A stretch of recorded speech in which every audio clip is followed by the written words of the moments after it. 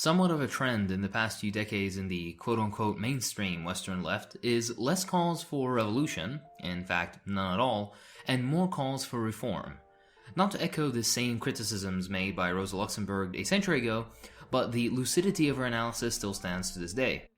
Any reform that gets pushed through is not a gain for the working class, but a concession given to them by the ruling class instead. Any such concession can be taken away at any time, especially when, after a few years of complacency with just reforms, the defanged labor movement falters and we get austerity. We get cuts to the welfare benefits people fought for. We get cuts to hospitals and schools. We get cuts to pensions and disabled benefits. As long as the working class is not the ruling class in a society, everything we fight for will eventually be dismantled. The classic welfare states of Europe are a perfect example of this. France has been practically in flames for almost a year, protests in Finland, austerity in England, the list goes on. My point is this: Luxembourg is as right now as she was 100 years ago.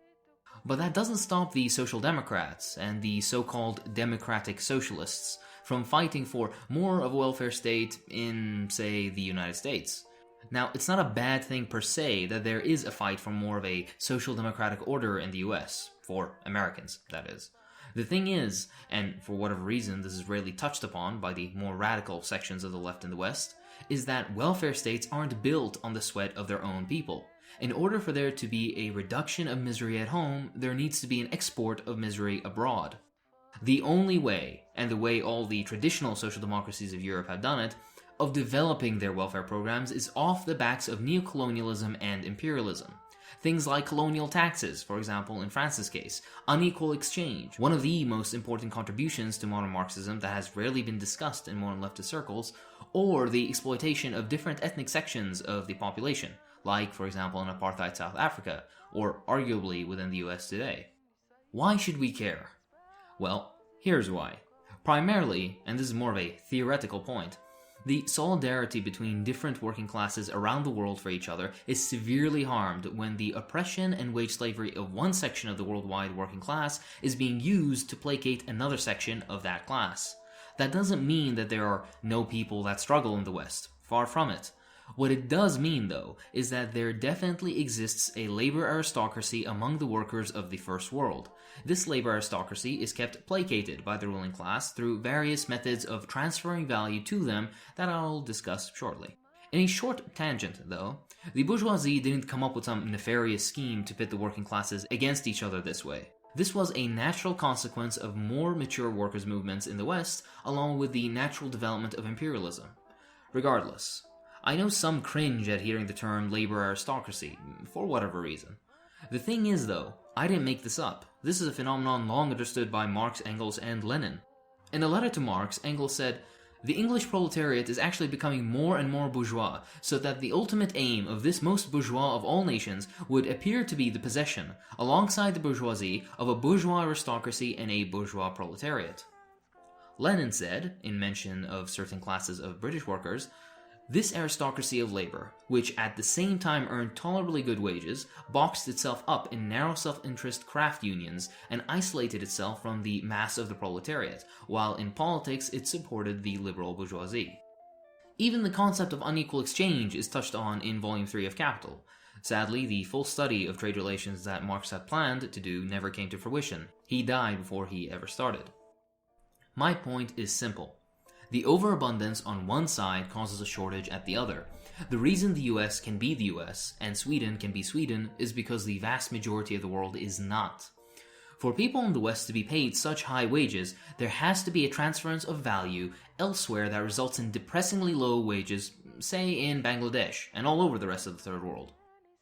Now, normally, economists, the devoted faithful that defend their economic system as if it were a religion without reason or rational argumentation to back them, explain this problem away by saying, "Oh no, this is no problem at all. You see, those in the First World are far more productive than those in the Third World, and hence deserve to be rewarded in proportion to their productivity." As you may expect, though, things are never that simple.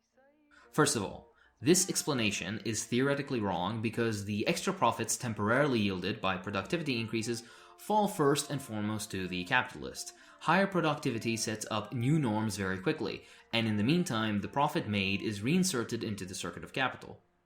Nonetheless, many third world economies have certain sectors just as productive as their Western counterparts, yet the wage differentials in those sectors can go as high as 40-1, meaning Western wages for similar productivity levels are 10, 20, 30, 40 times higher than their third world equivalent for identical levels of productivity. Further detail regarding this productivity argument is elucidated in the book Equal Exchange and the Prospects of Socialism. In it, they show that the rate of productivity is about the same between the third and first world countries. The multinational company Philips compared productivity, measured as produced units per laborer, and found it to be more or less the same between Europe, Japan, Australia, and the third world. Studies done by the US Tariff Commission have shown that the productivity of American-owned enterprises outside the US is practically the same as those within the US. Zach Cope and Adam Smith have shown similar findings in their works Divided World, Divided Class, and Imperialism in the 21st Century. This neatly leads into the main topic of this video, unequal exchange. Unequal exchange rests on a few presuppositions, but I'll skip those for brevity's sake and get right to the argument.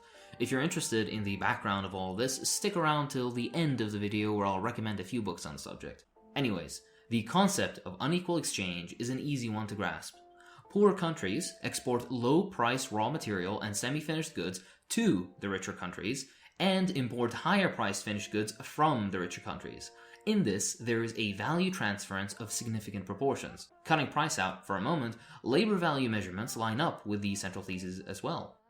I'll illustrate this with a simplified example. Let's suppose there are two random countries, country A and country B. Firstly, we suppose that the rate of surplus value and the rate of profit in the two countries are equal. This means that the mobility of the labor force and capital is sufficient for equalization. The organic composition of production in the countries A and B is the same. Constant capital and variable capital is 100 in both countries. This makes other things equal to eliminate the possibility that a higher organic composition should be the cause of any transfers of value. This means that, in this case, value and price of production coincide. The equal organic composition in no way indicates that this is a question of a production of identical commodities, because then the wage increase in country A would mean that A's commodities would be outstripped by country B's lower prices. Remember, the characteristic feature of trade between the imperialist countries and the exploited countries is namely that they exchange different commodities. Finally, we suppose that all relevant capital turns over at the same speed in both countries. In this first table, the rate of surplus value and the rate of profit between the two countries have been equalized. Thus, the exchange relationship between the two countries is equal. In the second table just below, a 50% increase in wages has been introduced in country A, resulting in a lower rate of surplus value, a lower degree of exploitation. This affects the exchange relationship between the two countries. Equal quantities of labor power are used in the two countries. It's only the price for the labor power which is not the same, and therefore the value of production in the two countries is the same. The rate of surplus value is different in the two countries, but the rate of profit is the same. Because the price for labor power is different, we get different prices of production even though there is the same quantity of human labor and same quantities of value in the two countries. Whereas the commodities in the first table were equally exchanged by 300-300, the wage increase of 50% in the second table, which is moderate compared to the real difference, results in an unequal exchange, 333.33 and 266.67 respectively. Country B loses out on 33.3 as compared to equal exchange in Table 1. Country A gains 33.3. In the case of a complete exchange of commodities between Country A and Country B, Country A would gain 66.67. At the same time, the wage increase in Country A means that the overall average rate of profit falls from 50% to 33.3%. In this way, value is transferred from countries with a low wage level to countries with a high wage level. Through international commodity and capital markets, the rich imperialist countries benefit from trade with the poor countries by means of unequal exchange. In real terms, Zach Cope in Divided World, Divided Class shows how current value transfers from the non-OECD countries to the imperialist core countries is almost $5 trillion in 2008, with nearly $3 trillion transferred annually through low-priced non-OECD goods imports alone. In Unequal Exchange and the Prospects of Socialism, it was shown that by means of unequal exchange, the amount of value which is transferred in 1 year is 3 times larger than the amount of profits from the investments of the imperialist countries in 8 years. To further illustrate this point more concretely, if the abstract labor represented by an average hour of labor performed in the US were to be expressed as $100 in monetary value, and an average hour of Chinese labor as 500 won, when the exchange rate of won to dollars in balanced trade is 12 to 1, a basis would be provided for international standardization. 1 hour of abstract labor performed in the American economy expressed as multiples of $100 in commodities is exchanged against multiples of 1,200 yuan in merchandise. That means that 1 hour of labor of average skill and intensity performed in the American economy is socially equalized with 2.4 hours of Chinese labor of average skill and intensity. Every 1 hour worked in the American economy, to state it otherwise, requires 2.4 hours of work by Chinese labor to create the equivalent dollar value in trade. All this is not even mentioning the third form of surplus value increase mentioned by Marx in Volume 3 of Capital, in which the reduction of the price of labor power below its value is also used for 1. Increased surplus extraction, and 2. Stemming the tendency for the rate of profit to fall. This is a case all too present in the world today. Back to the political points of this video. Earlier improvements of the working class conditions questioned the very existence of capitalism. Now, however, it became possible to obtain considerable improvements within the capitalist framework, because these improvements were paid for by the exploitation of the population in the Third World and colonies, historically as well as through neocolonialism. This doesn't mean that workers and the capitalists in the imperialist center have straightened out everything which separates them, but what separates them is no longer an antagonistic contradiction, meaning an opposition which can only be resolved by going beyond the existing system, by dismantling capitalism and building socialism. Now, the working classes of the imperialist countries and their bourgeoisie are in an opposition in how to divide the spoils of unequal exchange and imperialism. The modern social democratic parties stand for this. This is the very nature of reformism. This doesn't mean the masses in the West are politically immature or they have been betrayed by their leaders. No. We are materialists and we analyze the underlying conditions, especially when it comes to relations to surplus and production. Upon such an analysis, we can clearly see that no class in the imperialist countries has a stake in the overthrow of imperialism as it stands currently. The fundamental process remains the same. Accumulation of wealth at one pole is at the same time accumulation of misery at the opposite pole. But instead of taking place internally, as it did in Marx's time for the most part, today this process takes place internationally. Quoting the work cited earlier, the zero-sum game, the condition for the irreducible antagonism, has moved from a national to an international level, whereas within the imperial center a positive-sum game unites the classes over and above their oppositions. This is why, no matter how great Bernie is, he still supports US foreign policy and imperialism. That's why the more radical left that supports Bernie can't seem to wrap their head around why Bernie has to play ball with the current order of foreign policy. This is why the vast majority of leftist political parties in Europe side with imperialism, allowing NATO bombing of Iraq and Libya and Syria. The problem of unequal exchange is so vast that even under socialism, significant work is required to correct its barbarity. As such, sincere revolutionaries should strive to re-proletarianize the imperial core. This is something that deepened capitalist crisis carries out to an extent already, but a process that we should help along nonetheless. Through the re-proletarianization of the imperial center, a non-antagonistic contradiction is turned into an antagonistic one. Once again, the Western working classes will have all to gain with the overthrow of capitalism. Now, how would this be done? Through breaking off parts of the periphery from the imperial core, and thus worsening capitalism's crisis. Revolution in the peripheral countries is the answer. This would put an end to both the superexploitation of such countries, as well as reduce the level of unequal exchange on the world market. This would reduce profit margins in the core imperialist countries and force them to revert to traditional forms of extracting further surplus value, through lengthening the working day and the lowering of wages. Once this happens, a new militancy will grow in the working classes of the imperialist countries, putting significant strain on the imperialist activities of their own countries and in turn reducing the strain on the peripheral nations chained by imperialism. From this, a revolutionary cycle flows. This is a coherent approach to revolution, the destabilization and, hopefully, the dismantling of the capitalist system. What does this mean concretely for leftists in the core imperialist countries, though? How can they go about effecting any change since the idea is based on most of the work happening over there, not at home? First and foremost, the task of the left in the imperialist countries is to support third world revolutionary and liberation struggles. No, this doesn't mean a flag in your Twitter bio. I mean actual support. Material support for third world revolutions. Fight the propaganda actively spread against them. Hold rallies in support of their causes. Educate those around you. Attempt every possible method of exerting pressure on your country's leadership in order to prevent them from arming and financing militias and dictatorships that fight against the revolutionaries.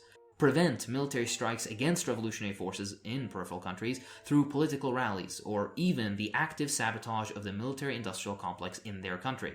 Disrupt military operations, storage facilities, bases, and whatever else. If you need inspiration for military sabotage, look up the Red Army faction in West Germany. Many other things can be done as well, like raising money for the revolutionary forces, material aid, weapons, technology of any kind. No support, no matter how small, is useless, as long as it is of material quality. Even if you disagree with the concept of unequal exchange and its implications, you cannot disagree with the idea that supporting third world revolutionary movements materially will both benefit those most oppressed on our earth as well as destabilize capitalism at home and internationally. Denying this is simply shirking any active and productive practices for Twitter arguments and impotent complaints about the system. And, I repeat myself once again, this doesn't mean the left in the core imperialist countries should just give up fighting for wage increases and other rights. What this does mean is that one massive and crucial aspect of the movement is and has been criminally neglected. That of true struggle against global capitalism. That which can only be done by breaking the weakest links of capitalism first, until the entire wretched system unravels, liberating humanity.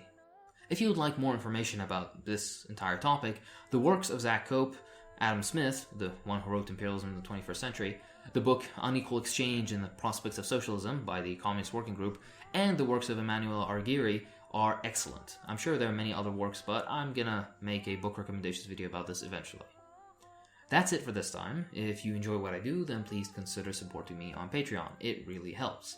I'd like to thank my patrons, so thank you to Ad Democracy Expert, Alan Plum, Andy Haywood, Brennan Ruffing, Daniel Williams, Daryl McFarlane, Ellie Gerzon, Eric G., Grammar Antifa, Granola Joe, Industrial Robot, Jedi Davion, John Bernstein, Jonathan Chavez, Joshua Dupois, Khan, Nutringheim Lunde, Lewis Wolf, Liam Sapanen, Libertarian Stalinist, Manda, Mia Nakano, Mika Argyropoulos, Amar Abdi-Jabbar, Ray Hogginson, Ren Kell Lancaster, Ring, Sasha Navaseta, Soviet Mystic, Susie M., Ted Teddington Tedsville, The Turkish Trotskyist, Tristan Druyan, Vulcanizer, Zatarani, Zarin Arsin, Justin Perdomo, Eugene Simonovsky, Job, Parker Cushing, Comrade Pingu, and of course Charles. Thank you, Charles. I'll see you in the next one.